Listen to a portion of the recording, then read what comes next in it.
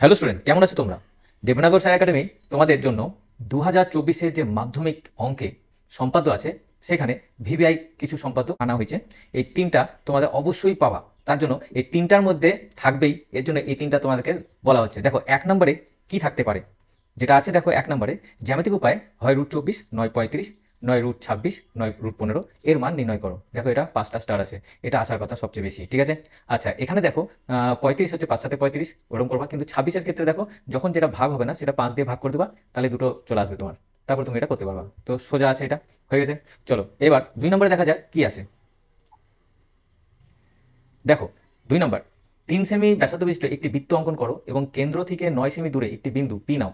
এই পি বিন্দু থেকে বৃত্তটির উপর দুটি স্পর্শক অঙ্কন করো। দেখো স্পর্শক, তার মানে 2 নম্বর হচ্ছে স্পর্শক। এটা একটি স্পর্শকও হতে পারে, দুইটি স্পর্শক, তো আমরা দুইটি স্পর্শকের উপরেই জোর দিচ্ছি বেশি, ঠিক আছে।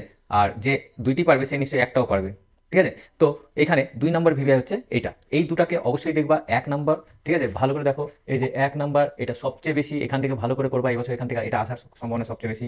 এটা যদি না পাও এর সঙ্গে অথবা এটাও পেতে পারো, ঠিক আছে। তাহলে এটা দেখে নাও, এটা হচ্ছে স্পর্শকের। এইবার এই দুটার মধ্যে যদি থাকার কথা, এই দুটার মধ্যে থেকেও যদি না পাও, তাহলে আরেকটা তোমাকে দেওয়া হচ্ছে এই 3 নাম্বার, সেটা দেখে নাও। চলো এই যে 3 নাম্বার আছে, এই তিনটা, ঠিক আছে। একটি সমদ্বিবাহু ত্রিভুজ অঙ্কন করো যার ভূমি 8 সেমি এবং সমান বাহুদ্বয়ের প্রত্যেকটি দৈর্ঘ্য 7 সেমি। ত্রিভুজটি একটি পরিবৃত্ত অঙ্কন করো। তাহলে দেখো পরিবৃত্ত, তাহলে কি তোমাদের এবার ভেবে আসছে 3টা, ঠিক আছে। অবশ্যই এই 3টার মধ্যেই যে কোনো একটা তুমি পেয়ে যাবে। তাহলে যাদের সময় নাই তারা এই 3টা নিয়ে তাড়াতাড়ি প্রস্তুতি নিয়ে নাও।